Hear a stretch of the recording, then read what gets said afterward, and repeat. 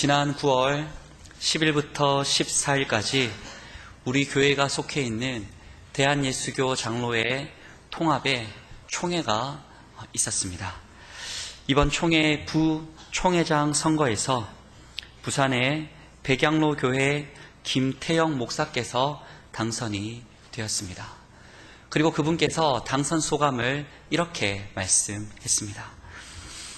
국가적으로는 문화와 인권이라는 이름하에 국가인권기본계획, 동성애, 대체복무, 이슬람 문화 허용 등으로 전통적인 기독교 가치가 심히 훼손되고 있습니다.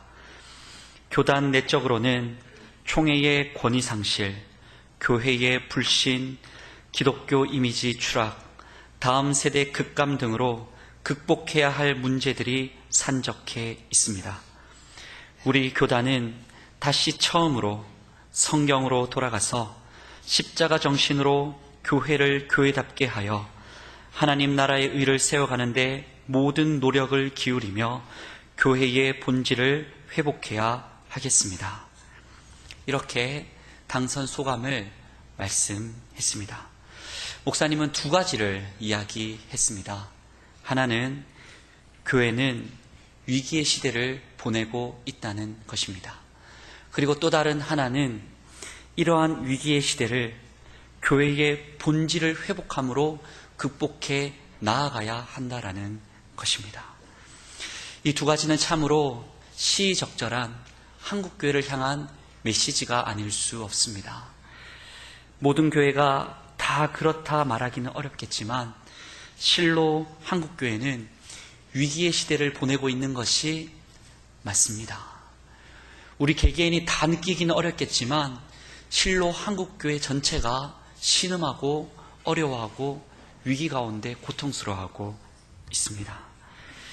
교인의 수는 자꾸만 감소되어져 갑니다. 성장은 둔화되어지고 있다 합니다. 세상의 언론과 사람들의 목소리, 그 비난은 좀처럼 식지가 않습니다. 교회에 안 나가지만 나는 교인이라고 말하는 가나안 교인이 증가하고 있습니다. 왜 가나안입니까? 거꾸로 하면 안 나가. 예수를 믿긴 믿는데 교회에 안 나가요. 가나안 교인이 증가하고 있습니다. 왜 이런 위기들이 한국교회 가운데 온 것이겠습니까, 여러분? 바로 많은 이유가 있겠지만은 교회가 교회답지 못하기 때문입니다. 교회가 본질을 어느 순간 조금씩 잃어버렸기 때문입니다. 사실 처음부터 그렇지는 않았습니다. 박해도 있었고 어려움도 있었지만 한국교회는 참 아름답게 성장을 했습니다. 성도의 수는 증가했고 교회는 아름답고 멋있게 성장했으며 지역 주민들은 칭찬했고 성도들은 진심으로 예배를 사모하여 모이기에 힘썼습니다. 그러나 여러분, 어느 순간부터 교회가 본질을 잃어갔더니 감소하고 둔화되고 비난받고 성도들이 안 나오게 되었습니다.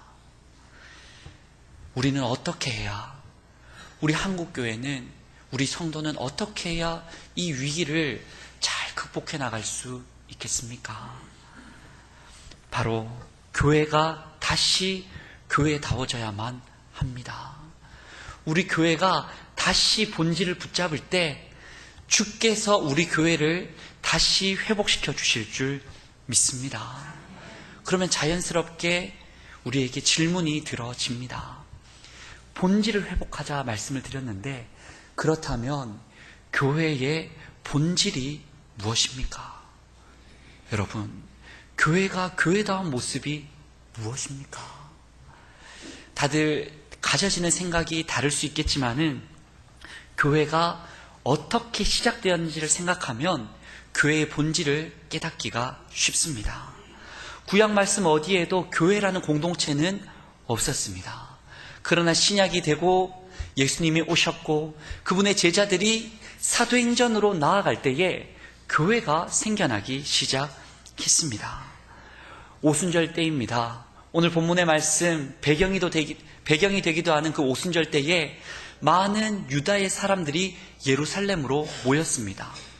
절기를 지키기 위해 모였습니다. 예루살렘에 있든 근방에 살든 먼 이웃 나라에 살든 하나님이 지정한 절기를 지키기 위해 한 자리에 한 지역에 사람들이 모여들었습니다. 그런데 그 모여든 사람들이 놀라운 것을 보게 되었습니다. 무엇을 보았습니까? 주님의 제자들이 모여 힘써 기도할 때에 성령께서 그들에게 충만히 임하는 역사적인 그 장면을 그들이 보았습니다. 제자들은 불과 같은 것들이 임하게 되고 바람 같은 소리가 임하게 되더니 다른 나라 말, 방언으로서 하나님의 깊으신 놀라운 섭리를 기도로서 말하고 성령의 충만한 체험을 하게 되었습니다. 사람들은 그것을 보았습니다. 놀라기도 했습니다. 또 한편으로는 조롱하기도 했습니다. 저 사람들이 제정신이 아닌가 보다. 낮부터 술을 마시고서는 술에 취해 저들이 저런 말을 하고 저런 행동을 하는가 보다라고 이야기를 했습니다. 바로 그때 주님의 제자 베드로가 복음을 전했던 겁니다. 그렇지 않습니다. 이 시간에 술을 취할 시간이 아닙니다. 이들은 하나님께서 약속하신 대로 성령을 받았습니다.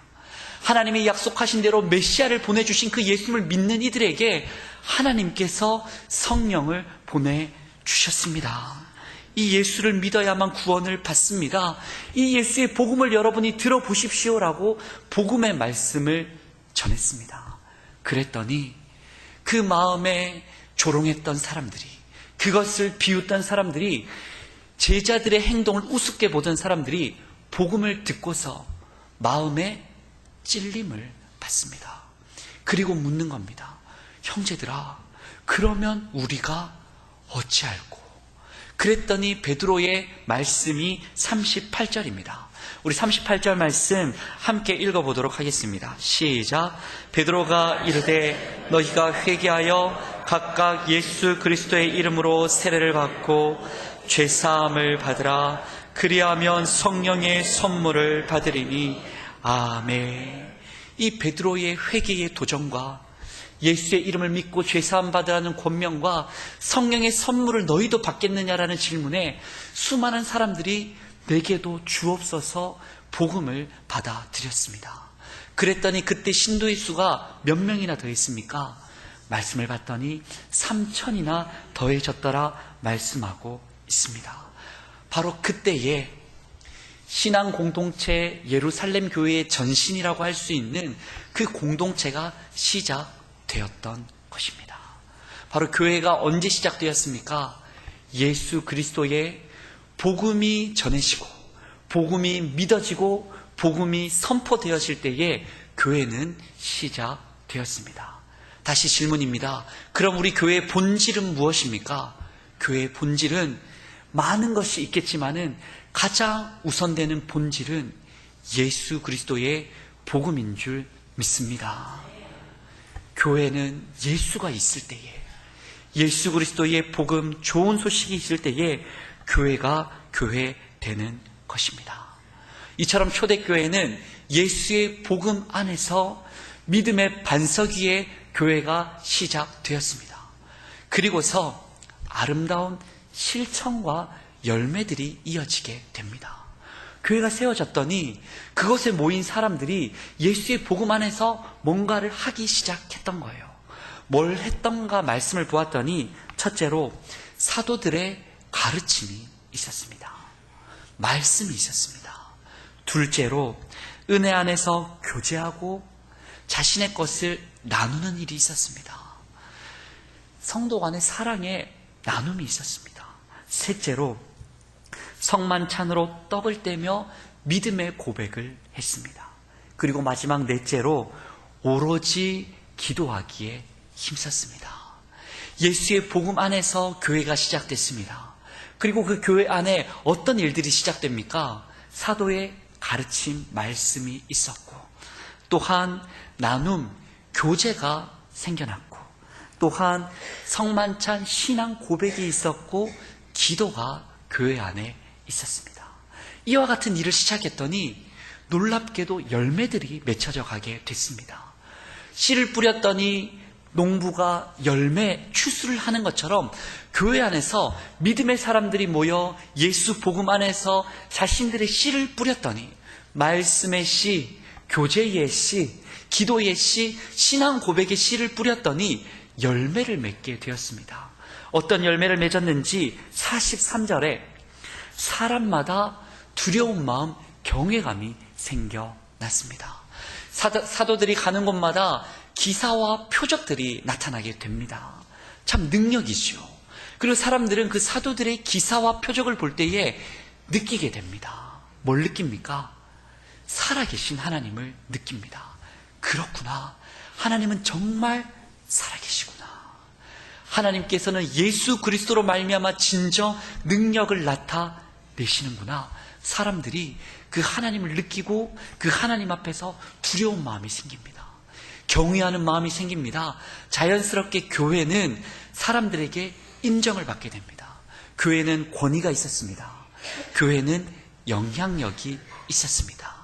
그런 아름다운 열매를 맺었습니다. 또한 이어지는 말씀 44절을 보았더니 44절 45절 재산을 나누고 서로 도와주는 열매가 생겼습니다. 본디 우리 사람은 내 것을 움켜쥐고 싶습니다. 나의 안전을 위해, 내 가족을 위해, 내 미래 보장을 위해 우리는 저축하고 모으고 아껴두고 우리의 것을 잘 보존합니다. 그런데 그 당시에도 마찬가지 아니었겠습니까? 그런데 사람들은 자신의 것을 기꺼이 내놓습니다. 나눕니다. 필요한 사람을 도와줍니다. 내 것을 나누면서도 기쁨이 있습니다. 왜요? 나를 보장해준다 생각하는 것을 나눴는데 왜 기쁨이 있습니까? 주께서 나를 보장해준다는 믿음이 생겼기 때문입니다. 주님을 믿는 믿음 안에서 나누기 시작합니다. 물질도 나누고 믿음도 나누고 삶의 간증을 나누었습니다. 교제가 있었습니다. 또한 셋째로 어떤 열매가 있었던가? 날마다 마음을 같이해 성전에 모이기를 힘썼습니다. 성전에 모이기를 힘써서 모여서 뭘 했나요? 떡을 뗍니다. 그냥 먹는 떡을 뗐다는 게 아니고 주님의 몸인 떡을 떼어 나누고 주님의 피인 포도주를 함께 나눠 마시며 우리가 그 몸을 인하여 구원받았구나. 우리가 예수의 피로 말미암아 죄사함 받았구나. 모일 때마다 예수님을 향한 신앙 고백을 그들은 하였습니다. 또한 마지막으로 그들은 47절 함께 모였더니 어떤 열매가 맺혀졌던가? 온 백성들이 하나님을 칭송하고 믿는 자의 수가 더해지게 되었습니다. 교회 안에 사람들 이야기가 아닙니다. 교회 안에 사람들이 이렇게 실천하고 열매를 맺어갔더니 교회 밖에 온 세상 사람들, 이방의 사람들, 예수 안 믿던 사람들이 하나님을 칭송합니다. 하나님, 그렇군요. 예수 믿는 저 사람들이야말로 진정 아름다운 공동체가 맞습니다. 진정 우리가 믿어야 될 대상이 예수님인 줄 믿습니다. 우리도 저 가운데 들어가고 싶고 하나님의 은혜를 경험하고 싶습니다. 그들은 교회를 인정했고 교회를 사랑했고 교회에 자연스럽게 모여들었습니다. 이와 같은 일이 언제 있었습니까? 바로 초대교회 때에 예수의 복음을 듣고 마음의 찔림을 받고 우리가 어찌할꼬 고백했던 그들이 회개하여 죄사함 받고 예수의 이름으로 세례를 받아 성령의 선물을 받았더니 교회가 생겼더니 이와 같은 아름다운 열매들이 맺혀지게 되었습니다. 진정 부흥이 있었던 겁니다. 그런데 여러분, 이런 초대교회 부흥 앞에서 우리는 근심하지 않을 수가 없습니다. 왜 초대교회는 당시 그와 같이 부흥했는데 오늘 한국교회는, 오늘 이 시대의 교회는 그와 같지 못할까? 똑같이 교회라는 이름을 가지고 있습니다. 그들도 교회이고 우리도 교회인데 왜 대체 그들이 맺었던 열매가 아니고 그 아름다운 열매 대신에, 성령의 열매 대신에, 의의 열매 대신에, 하나님 기뻐하는 열매 대신에 우리는 쓴 열매를 맺으며 안타까운 이 시대를 살아가고 있단 말입니까? 그때의 교회와 지금의 교회가 무언가 차이가 있는 겁니다. 뭐가 다른 걸까요, 여러분? 무엇이 다르겠습니까? 초대교회에 있었던 가르침이 지금 없습니까, 여러분? 아닙니다. 교회마다 많은 설교가 있고 많은 시간에 다양한 주제로, 다양한 콘텐츠로 말씀은 가득합니다. 여러분, 교제하고 나누는 일이 교회에 없습니까? 아니죠. 교회마다 소그룹으로, 부서로, 각각의 구역으로 우리는 모임을 가지고 나누고 교제합니다. 또한 우리는 봉사하는 일도 교회가 가장 앞장서고 있습니다. 이웃을 돕고 섬기고 나누고 있습니다. 그렇다면 여러분, 우리가 성만찬이 없습니까? 아니죠. 우리는 늘 때를 따라 떡을 먹고 빵을 먹고 포도주를 마시고 주님의 그 성례를 기억하고 실천합니다. 그러면 여러분, 우리가 그렇다면 기도가 없습니까? 아니죠. 기도가 있습니다. 이 예배를 드리면서도 우리는 함께 기도를 드렸습니다. 기도회가 있습니다. 곳곳에 기도원도 있습니다. 기도가 있습니다. 그런데 여러분, 똑같은 교회 속에서 우리는 비슷한 실천, 똑같은 실천을 하고 있는데 왜 다른 열매가 맺히냐는 말입니다. 콩 심은데 콩이 나야 하고 팥 심은데 팥이 나야 합니다. 초대교회는 실천을 이와 같이 했더니 아름다운 열매를 맺었습니다. 우리도 초대교회와 비슷한 똑같은 실천을 했는데 그런데 똑같은 열매를 안 맺고 있다는 겁니다. 왜 그렇습니까? 왜 그렇습니까? 왜 오늘 우리는 세상에 영향력을 잃어가고 있습니까? 왜 세상을 도와주고 있는데 세상은 오히려 우리에게 다른 세상에 줄 수 있는 똑같은 것 말고 교회만이 줄 수 있는 그것을 우리에게 좀 달라고 요구를 하고 있는 것입니까? 왜 자꾸 교회에 모이기가 힘이 들고 교회에 오는 것이 버겁고 왜 성도들은 예배 시간을 견디고 있습니까? 왜 그때와 지금은 이처럼 다르단 말입니까? 그것은 바로 복음이 다르기 때문입니다. 교회 안에 실천은 비슷해 보이지만 그 실천의 동기가 되는 복음이 다르기 때문입니다.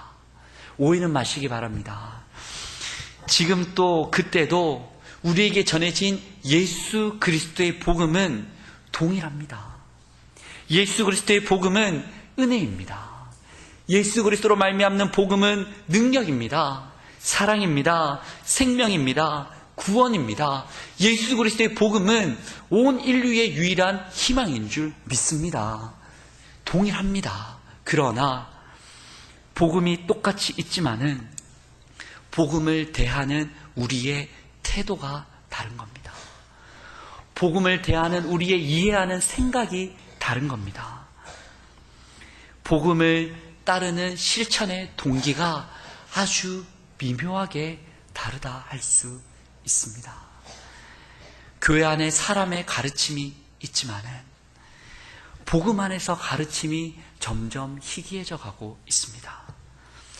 인간적인 교제와 나눔은 있지만은 진정 복음 안에서 내가 주 안에 살아봤더니 이런 기쁜 일이 있습니다.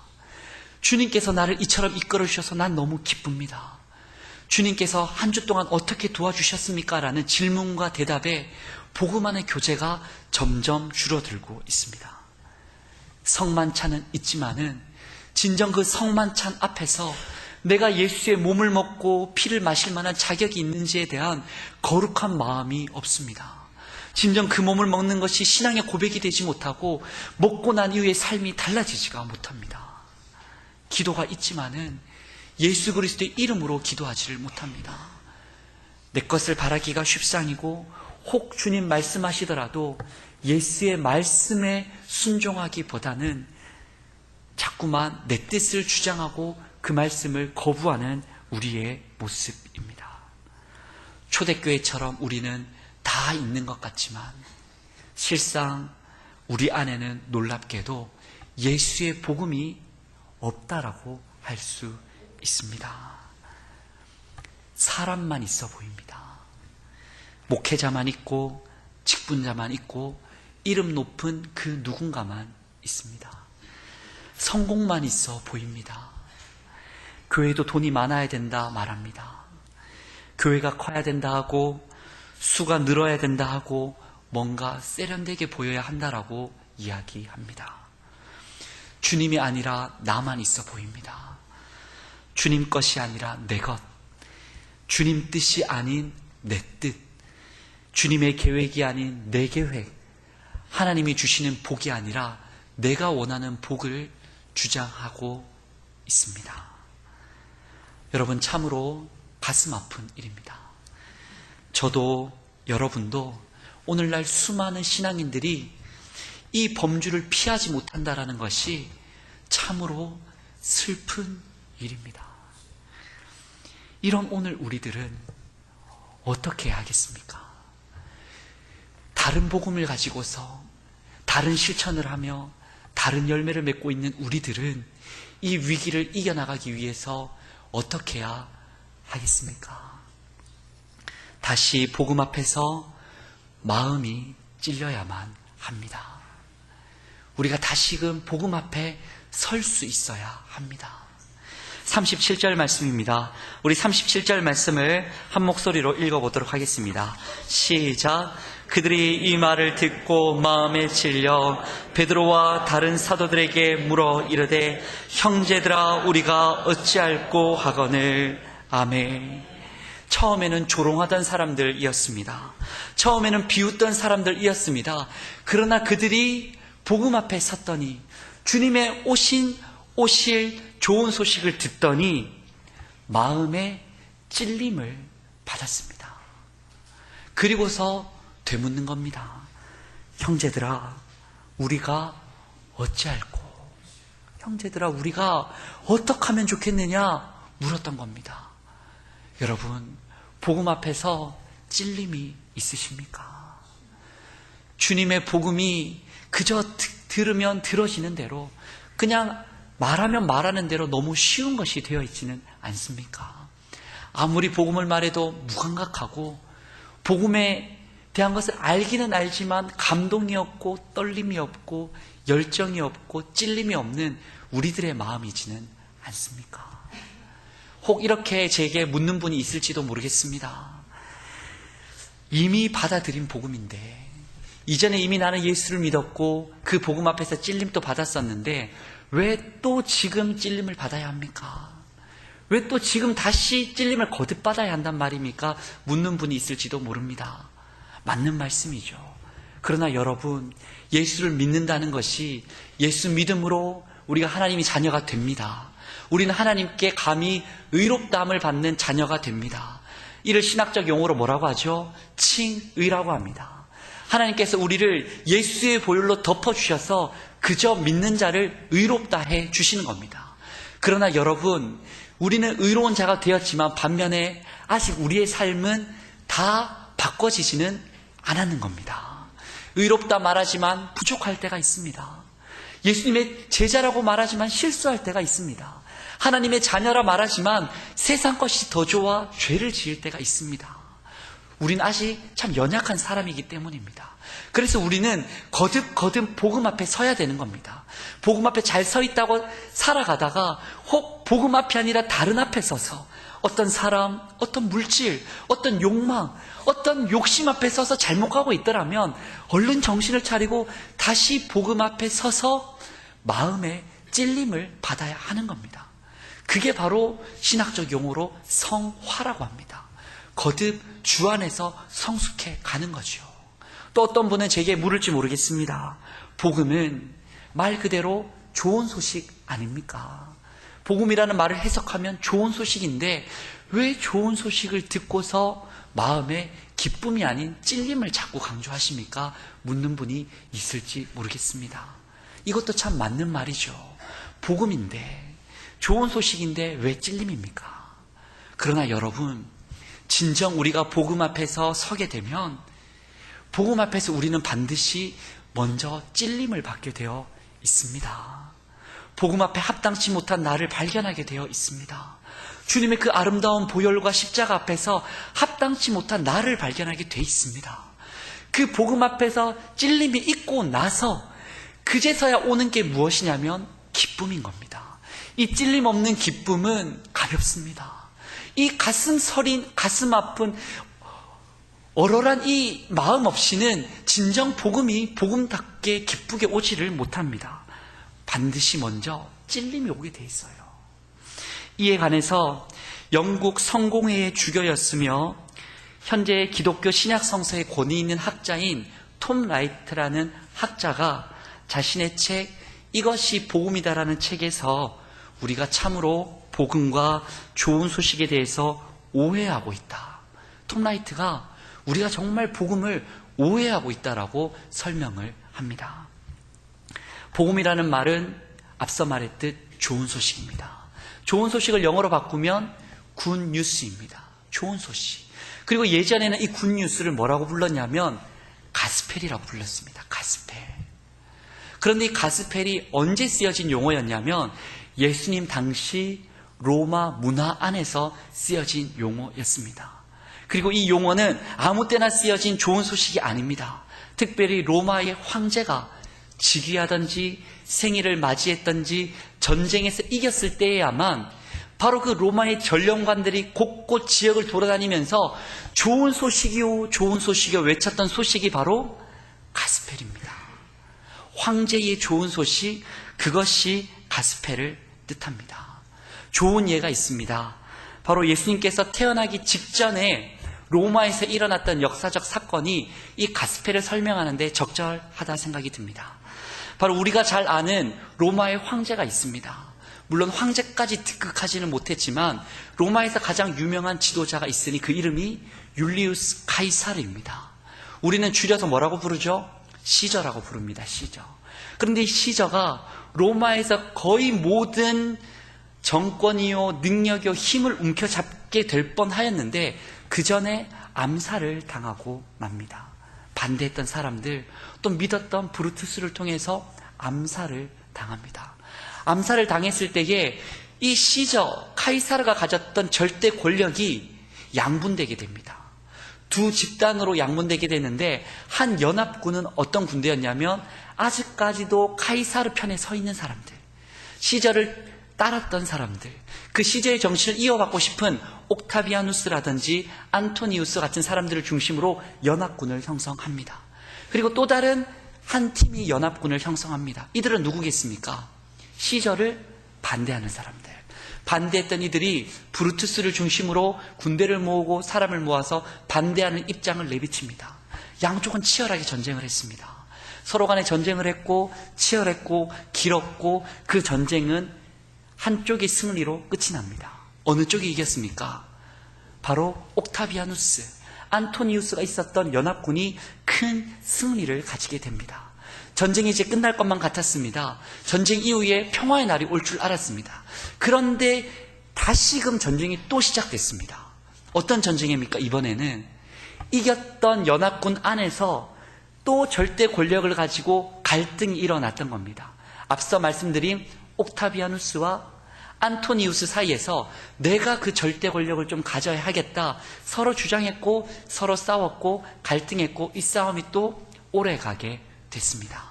그렇게 치열하게 서로 맞닥뜨려 있다가 전쟁이 끝이 납니다.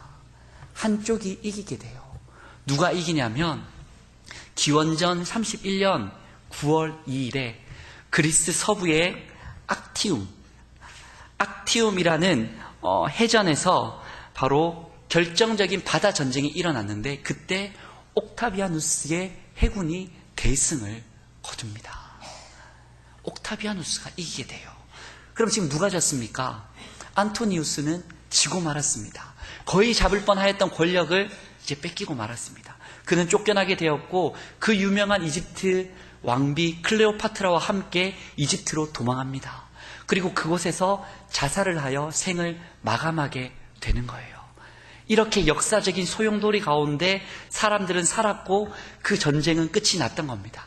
그때 바로 그때 로마의 전 지역의 전령관들이 달려 나갔던 겁니다. 나가서 외치는 거예요. 가스펠입니다. 가스펠입니다. 좋은 소식입니다. 옥타비아누스가 전쟁에서 이겼습니다. 이제 이 로마의 황제는 옥타비아누스가 되었습니다. 이는 진실로 사실이고 이 소식을 듣고 여러분 기뻐하십시오. 여러분 준비하십시오. 지금 당장 즉위식을 하긴 어렵겠지만 좀 시간이 지나고 행정이 안정되고 그분의 왕권이 정리되고 나면 즉위식을 해서 정식으로 그분이 우리의 왕이 될 것입니다. 그분이 승리했습니다라고 외쳤던 겁니다. 바로 이 소식이 뭡니까? 가스펠인 거예요. 이 소식이 바로 좋은 소식인 겁니다. 바로 그때 이 소식이 전해졌을 때 많은 사람들은 기뻐했을 겁니다. 누가 기뻐했을까요? 옥타비아누스 편에 섰던 사람들은 기뻐했을 거예요. 그런데 반대에 있었던 사람들은 어땠을까요? 마음에 찔림이 있었을 겁니다. 그가 왕이 되면 우리는 어찌할꼬? 우리는 어떻게 하면 좋을까? 우리가 이전에 섰던 정치의 노선, 군사의 노선, 이 나라의 왕이 될 것 같았던 그 안토니우스의 노선에 서면 우리가 죽을 터인데 우리가 어떻게 해야 될까? 마음의 찔림과 어찌할 거라는 고민이 있었던 거예요.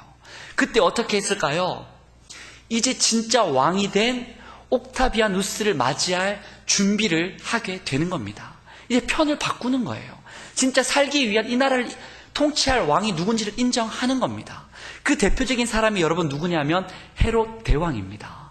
헤롯 대왕은 원래 안토니우스 편에 섰던 사람이었습니다. 그의 편에서 정치를 했고 그의 편에서 유다를 다스리고 했던 사람이었어요. 그런데 안토니우스가 지고 나자 헤롯 대왕이 옥타비아누스를 찾아갑니다. 이제 바꾸는 거예요. 왜냐하면 왕이 정해졌기 때문에, 가스펠이 전해졌기 때문에, 좋은 소식이 들려졌기 때문에 그는 찾아가는 겁니다. 그리고서 말했던 거예요. 내가 안토니우스의 얼마나 좋은 친구였는지를 기억하지 말고 내가 얼마나 그의 충직한 신하였는지를 기억해 주십시오. 무슨 말입니까? 내가 그와 친분이 있었고 그의 편이었던 걸 기억하지 말고 내가 충성됐던 것을 기억해서 충성된 나를 사용해 주십시오. 내가 이제는 패망한 안토니우스 편이 아니고 이제 누구 편이라고요? 옥타비아누스 편입니다라고 얘기를 했던 겁니다. 헤롯 대왕뿐만 아니고 많은 사람들이 그 가스펠을 듣고 자신이 어떻게 해야 될지 결정했을 거예요. 바로 그렇습니다. 이와 같은 역사적 사실과 오늘 복음의 내용이 똑같은 겁니다. 오늘 본문에 등장하는 사람들은 마음의 찔림을 받았습니다. 가스펠을 들었습니다. 좋은 소식을 들었습니다. 베드로와 제자들로부터 성령의 역사를 일으키는 것을 보았고 그들을 통해 예수 그리스도의 복음을 듣게 되었습니다. 그리고서 그들은 이 소식 앞에서 마음이 찔렸던 거예요. 예수님이 우리를 위해 십자가에 못 박혀 죽으셨습니다. 예수님이 그런데 3일 만에 다시 살아나셨습니다. 그분은 제자들이 보는 데서 승천하셨습니다. 그리고 그분은 반드시 다시 와서 온전한 즉위식을 가지실 것입니다. 그분은 분명 다시 오실 것이니 이제 전쟁은 끝이 났으니 사탄도 졌고 사망 권세도 패배했으며 진정 우리에게 승리를 주시고 왕이 되신 분은 예수 그리스도이시니 그분 오심을 준비하십시오라고 베드로가 전했었을 때에 그들은 마음에 찔림이 있었던 거예요. 왜냐하면 예수님 편에 서지 못했었거든요. 반대편에 있었던 겁니다. 오히려 예수를 십자가에 못 박아라고 외쳤었고 성령 강림의 사건을 제대로 이해하지도 깨닫지도 못하고 조롱하고 비웃었었고 제자들을 향해서 어떻게 저들이 저렇게 하는가 조롱했었던 그들은 내가 잘못된 편에 서 있구나. 이 편에 서 있으면 안 되겠구나. 우리가 진정 살기 위해서 진정한 왕의 편에 서야겠구나 깨달음을 얻었던 거예요. 그래서 그들이 바로 마음의 찔림을 받았습니다. 그리고 간절한 마음으로 물었던 겁니다. 그럼 이제 우리는 어찌할꼬? 오늘날 한국교회 가운데 필요한 마음이 바로 복음 앞에서 마음이 이 마음인 줄 믿습니다. 하나님, 진정 만왕의 왕이신 예수님의 소식을 듣고서도 온전히 예수님 편에 서지 못하고 머뭇머뭇거리고 있는 우리들, 경건의 모양은 있지만 그쪽 편인 척은 하지만 실상 다른 편의 마음을 뺏기고 마음대로 살아가는 우리를 어찌합니까? 오 주님, 예수님 편인 듯 말하지만 삶으로 따르는 순종은 없고 세상과 다를 바 없는 나를 어찌합니까?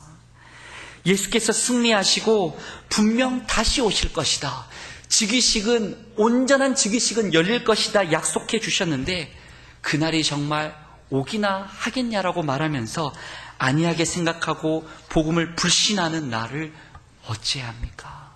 우리는 마음의 찔림을 받고 이 예수의 좋은 소식 가스펠 앞에서 어찌해야 합니까? 어찌해야 합니까? 나는 어찌해야 합니까? 고백해야 할 줄 믿습니다.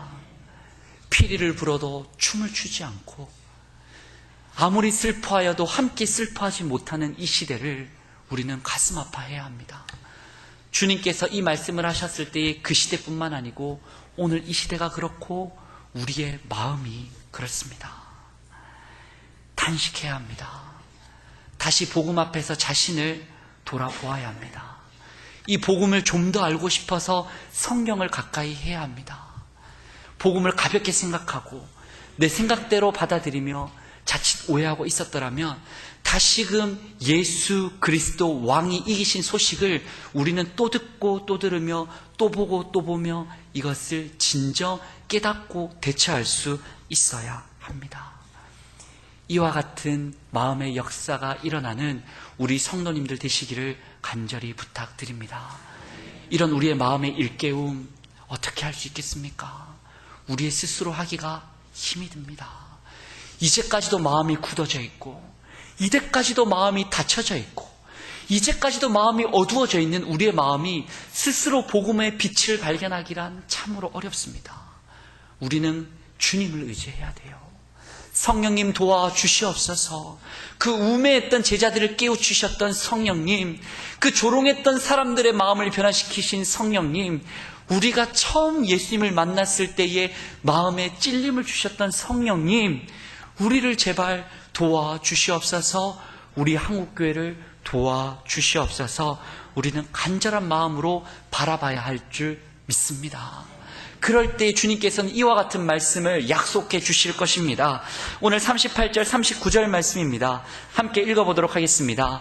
베드로가 이르되 너희가 회개하여 각각 예수 그리스도의 이름으로 세례를 받고 죄사함을 받으라. 그리하면 성령의 선물을 받으리니 이 약속은 너희와 너희 자녀와 모든 먼데 사람 곧 주 우리 하나님이 얼마든지 부르시는 자들에게 하신 것이라 하고. 아멘. 우리가 마음의 찔림을 받고 그 복음 앞에서 주님 그러면 어찌하겠습니까? 한국교회 어찌하면 되겠습니까? 나는 어찌하면 되겠습니까? 우리가 진실되이 나아가면 주께서는 다시금 우리를 품어주시사 회개하라, 내가 용서해 주겠다. 예수 그리스도의 이름을 믿고 세례받은 자답게 거듭나렴. 그러면 죄사함의 은혜가 있을 것이다. 성령의 선물을 다시 받으렴. 성령의 선물로 한국교회가 부흥했던 것처럼 다시금 새로운 개혁을 일으켜 주겠다. 이 약속은 변치 않는다. 너희들은 내 약속을 변케 하여 나를 떠났지만은 하나님은 약속을 변치 않고 너희들을, 여러분을 도와주실 것이다 말씀해 주실 줄 믿습니다. 이 말씀을 지니고 한 주도 복음 안에서 사시기 바랍니다. 주님 바라보며 사시기 바라요. 이 본질을 붙잡을 때 시간은 걸리겠지만은 조금씩 교회는 건강하게 회복되고 건강한 교회를 통하여 이 패망한 세대에 죽어가는 영혼들이 하나님께 찬미하고 칭송하며 교회로 다시 오는 날이 오게 될 줄 믿습니다. 기도하시겠습니다.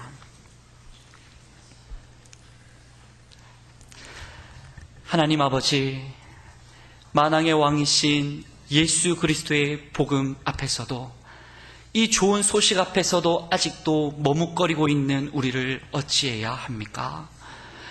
말씀을 들어도 감흥이 없고 찬송을 불러도 감동이 없으며 기도를 드려도 순종이 없고 예배 자리 가운데 있지만 경배가 없고 복음 앞에서도 마음에 찔림이 없는 오늘날의 교회를 오늘 이 시간 나를 어찌해야 합니까? 불쌍히 여겨 주시옵소서. 긍휼히 여겨 주시옵소서. 굳어있고 닫혀있고 어두워진 심령을 다시 부드럽게 하시고 열려지게 하시고 빛을 비추어 주시사 도우시는 성령 따라 진실로 복음을 붙잡고 본질 따라 살아가는 우리 교회, 우리의 믿음이 되게 하여 주옵소서. 예수님의 이름으로 기도드립니다. 아멘.